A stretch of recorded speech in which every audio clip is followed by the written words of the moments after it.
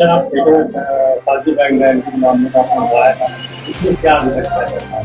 देखिए, जो हमने फर्जी शराब घोटाले में फर्जी बैंक गारंटी का मामला उठाया था, उस मामले को लेकर जांच हुई और जांच में संबंधित व्यक्ति दोषी पाए गए थे। इस विषय को लेकर हमने पुनः शिकायत की कि संबंधित व्यक्तियों के विरुद्ध कार्रवाई होनी चाहिए।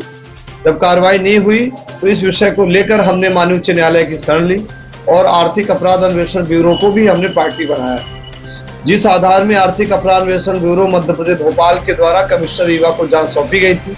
तो जो जांच सौंपी गई तो जांच से हम भी संतुष्ट नहीं थे और संबंधित जांच एजेंसी भी उस जांच रिपोर्ट से संतुष्ट नहीं हुई।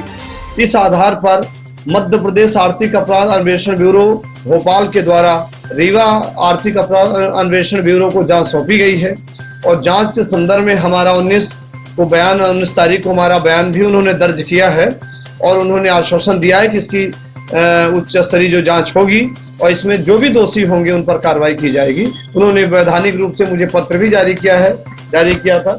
ये पत्र आर्थिक अपराध अन्वेषण ब्यूरो मध्य प्रदेश भोपाल से पत्र जारी हुआ है और यह पत्र रीवा इकाई के अभिषेक पांडे जी द्वारा जारी किया गया है। उन्होंने मेरा बयान दर्ज कर लिया है। उस बयान में हमने लिखा है कि जो गंभीर अनियमितताएं हुई हैं, साथ में संबंधित जो सहकारी बैंक के बैंक मैनेजर थे, वहां की एक टीम जांच की थी। जांच रिपोर्ट में संबंधित व्यक्ति को दोषी पाया गया था। दोषी के आधार पर निलंबन कार्रवाई हुई थी। संबंधित फर्म और आबकारी विभाग रीवा के विरुद्ध कार्रवाई नहीं की गई थी।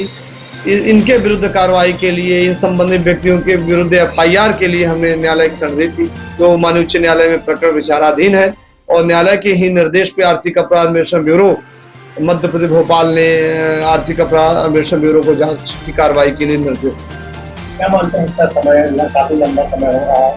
देखिए, मतलब क्या अधिकारी क्या बताना चाहते हैं, किनको बताना चाहते हैं, क्या चीज निकाल? देखिए, आर्थिक अपराध अन्वेषण ब्यूरो हमने शिकायत की थी और संबंधित विभागों में कमिश्नर रीवा, कलेक्टर रीवा के यहाँ शिकायत की थी। ये तो पूर्णतः परिलक्षित होता है, यदि कलेक्टर रीवा को कार्रवाई करनी होती, यदि कमिश्नर रीवा को कार्रवाई करनी होती तो प्रथम दृष्टया आबकारी विभाग के जो भी व्यापक भ्रष्टाचार हुए थे वो प्रथम दृष्टया परिलक्षित हो रहे थे कि प्रमाणित भी हो गए थे। इनके द्वारा फर्जी बीजी लगाई गई है, फर्जी गारंटी लगाई गई है। जब फर्जी गारंटी लगाई गई है तो उनके लाइसेंस तत्काल निरस्त किए जाने चाहिए थे। जो रीवा से संबंधित थे, जो सत्ता से संबंधित, तो सत्ता कलेक्टर को निरस्त करना था।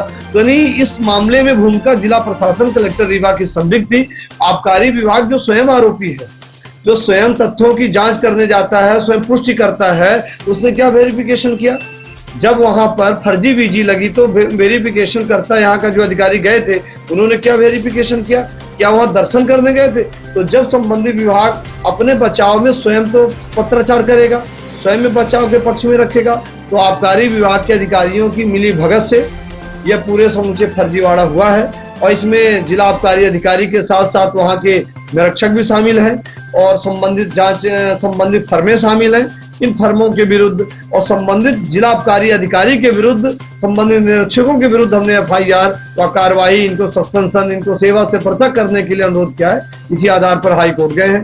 न्याय पर मुझे विश्वास है और न्याय के कारण ही मैं माननीय उच्च न्यायालय की शरण लिया गया है और अपेक्षा है कि न्यायालय निश्चित तौर से न्याय करेगा, इनके विरुद्ध कड़ी कार्रवाई होगी।